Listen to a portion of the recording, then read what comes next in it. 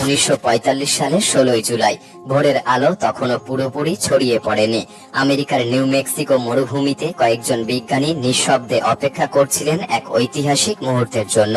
সকাল 5:30 হঠাৎ করেই ভূমি কেঁপে ওঠে, আকাশ লাল হয়ে যায়, আর এক বিশাল ধোঁয়ার বেলুন, যার কেন্দ্র জুড়ে জ্বলছিল আগুনের গোলা, ঊর্ধ্বে উঠে গিয়ে তৈরি করে একটি মাশরুম আকৃতির মেঘ।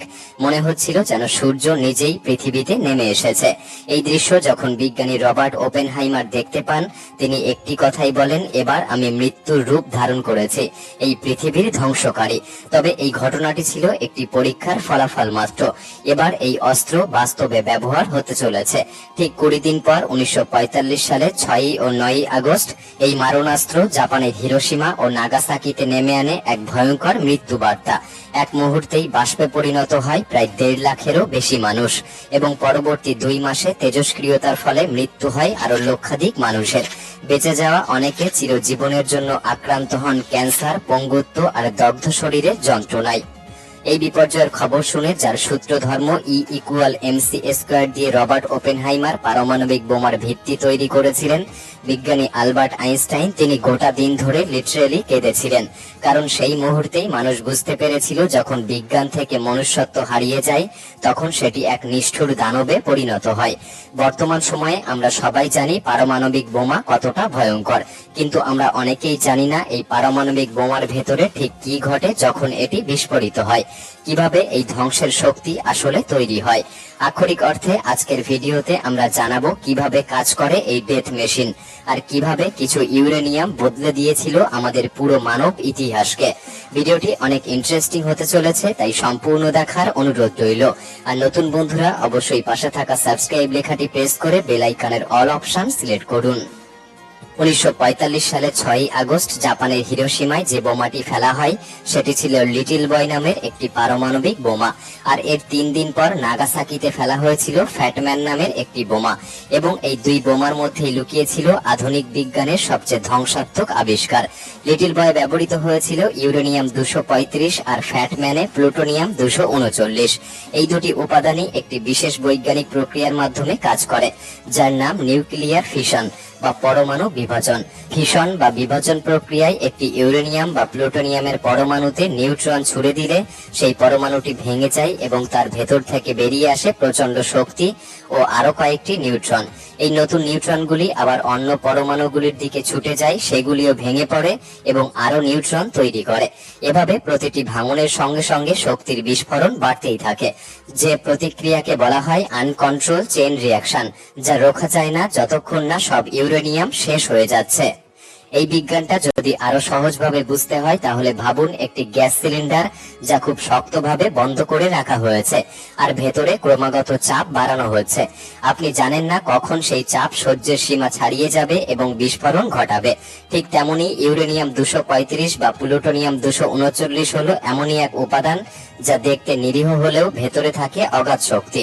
যখন এর ভেতরে মাত্র কয়েকটি নিউট্রন ঢুকিয়ে দেওয়া হয়, তখন তা এক মুহূর্তেই অস্থিতিশীল হয়ে পড়ে, আর শুরু হয় এক ধ্বংসাত্মক চেইন রিঅ্যাকশন, যেটা পরিণত হয় এক ধ্বংসলীলায়। একটি মাত্র ইউরেনিয়াম পরমাণু যখন ফিশনের শিকার হয়, তখন প্রচুর তাপ ও 3টি নিউট্রন তৈরি করে। সেই 3টি নিউট্রন আবার 3টি পরমাণুকে ভাঙে, এবং সেখান থেকে তৈরি হয় আরো 9টি নিউট্রন। এই প্রতিক্রিয়া যখন একসঙ্গে লক্ষ লক্ষ পরমাণুতে শুরু হয়, তখন স্বাভাবিকভাবেই পৃথিবী পর্যন্ত কেঁপে ওঠে। মনে হয় যেন সূর্যের মতো শক্তিকে একটুখানি ঘরে বন্দি করে রাখা হয়েছিল, এবং তাকে হঠাৎ করেই মুক্ত করে দেওয়া হয়েছে। 1945 সালে হিরোশিমায় ব্যবহৃত লিটল বয় বোমাটি ছিল 64 কেজি ওজনের, কিন্তু এর শক্তি ছিল 15,000 টন টিএনটি বিস্ফোরকের সমান। অথচ আজকের দিনে মাত্র 1 কেজি ইউরেনিয়াম দিয়েই এমন বোমা তৈরি করা যায়, যার শক্তি 20,000 টন টিএনটির সমপরিমাণ, অর্থাৎ আগের তুলনায় প্রায় 80 গুণ বেশি বিধ্বংসী। আর এই ভয়াবহ বাস্তবতায় পারমাণবিক অস্ত্রকে আজকের দিনে পৃথিবীর সবচেয়ে বড় আতঙ্কে পরিণত করেছে। তবে এই শক্তি ঠিক কিভাবে ব্যবহৃত হয়েছিল সেই লিটল বয় বোমার ভেতরে, কেমন ছিল তার গঠন, আর কিভাবে ঘটানো হয়েছিল সেই মহা বিস্ফোরণ, চলুন এবার আমরা দেখব সেই ধাতব গোলকের ভেতরটা, যা বদলে দিয়েছিল মানব ইতিহাসের পথ চলা। লিটল বয় বোমার মধ্যে ছিল 2টি ইউরেনিয়াম ব্লক, একটি ছিল সাব ক্রিটিক্যাল মাস আর একটি ছিল সুপার ক্রিটিক্যাল মাস। এই দুটি ব্লককে আলাদা করে শক্তভাবে রাখা হয়েছিল, যাতে মাঝপথে ভুল করে বিস্ফোরিত না হয়ে যায়। যেই মুহূর্তে এই বোমাটি বিমান থেকে ফেলা হয়, পেছনে থাকা ফিনগুলি তার গতিপথ নিয়ন্ত্রণ করতে থাকে। ভিতরের ব্যাটারি সক্রিয় হয়ে ওঠে, সার্কিট চালু হয়, আর এক নির্দিষ্ট উচ্চতায় প্রায় 1900 ফুট দূরত্বে পৌঁছানোর পর ট্রিগার চালু হয়ে যায়। সেই ট্রিগারের ছোট্ট এক চমকে পুড়ে ওঠে করট পাউডার। তার তাপে একটি ট্রান্সিশন কার্বাইড ডিস্ক, যা ছুটে গিয়ে ঘন্টায় 1080 কিলোমিটার গতিতে ধাক্কা মারে ইউরেনিয়াম 235 সমৃদ্ধ অংশের সাথে। সেই ধাক্কাতে তৈরি হয় ক্রিটিক্যাল মাস, যেটি নিউট্রন শোষণ করতে শুরু করে, আর তখনই শুরু হয় ফিশন রিয়াকশন, এবং মুহূর্তের মধ্যেই তারপরে একে একে ভেঙে পড়ে হাজার হাজার পরমাণু। এমন মনে হয় যেন সবকিছু এক মুহূর্তের মধ্যেই ঘটে গেল। এই বিস্ফোরণে এত শক্তি বেরিয়ে আসে যে তৈরি হয় 12,000 ফুট দীর্ঘ আগুনের গোলা, যা পরবর্তীতে 60,000 ফুট উচ্চতায় উঠেছিল। তাপমাত্রা ছিল প্রায় 65,000 ডিগ্রি সেলসিয়াস, যে তাপমাত্রা সূর্যপৃষ্ঠের সমপরিমাণ। এই প্রচন্ড তাপের মধ্যে যারা ছিল তারা এক মুহূর্তের মধ্যেই বাষ্পে পরিণত হয়েছিল, এবং তাদের হাড় পর্যন্ত অবশিষ্ট থাকেনি। বিস্ফোরণের ফলে শুধু তাপ নয়, ছড়িয়ে পড়ে আগুনের গতিতে আসা শক ওয়েভ। 4 কিলোমিটার এলাকার সবকিছু ধ্বংস হয়ে যায়। মানুষ, ভবন, গাছপালা সবকিছু এক মুহূর্তের মধ্যে ছাই হয়ে যায়। কিন্তু এই ধ্বংসলীলা এখানেই থামেনি। এরপর শুরু হয় এক অদৃশ্য বিষের খেলা, যে বিষের নাম তেজস্ক্রিয়তা। এই তেজস্ক্রিয়তা বাতাসে ছড়িয়ে পড়ে শত শত কিলোমিটার জুড়ে, যার প্রভাব থেকে যায় সপ্তাহের পর সপ্তাহ, মাসের পর মাস, এমনকি এখনো পর্যন্ত এর প্রভাব দেখা যায়। বিস্ফোরণের কয়েক বছর পর থেকে দেখা যায় অনেক শিশু জন্ম নিচ্ছে শারীরিক বিকলাঙ্গতা নিয়ে। কারো মুখ বিকৃত, কারো অঙ্গই নেই, কারো মস্তিষ্ক ঠিকমতো বিকশিত হয়নি। এই সন্তানরা হিবাকুশা বেবি নামে পরিচিত। তেজস্ক্রিয় বিকিরণ শরীরের ভেতরের জিনে এমন পরিবর্তন এনেছিল, যা ভবিষ্যৎ প্রজন্মে গিয়ে আরো ভয়াবহ রূপ নিয়েছিল। ক্যান্সার, বিশেষ করে লিউকেমিয়া, থাইরয়েড ও স্তন ক্যান্সার ব্যাপকভাবে দেখা দিতে শুরু করেছিল। পাশাপাশি দেখা দিয়েছিল মানসিক অসুস্থতা, বিষণ্ণতা এবং আত্মহীনতা। এই শিশুদের অনেকেরই সমাজে অবহেলা, স্কুলে বুলিং এর শিকার হতে হয়। তেজস্ক্রিয়তার কারণে অনেক নারীর গর্ভপাত পর্যন্ত হয়ে যায়। কেউ বা সন্তান ধারণ ক্ষমতাই হারিয়ে ফেলে। আর যে সন্তান জন্মেছে সেও জন্ম নিয়েছে নানা রোগ নিয়ে।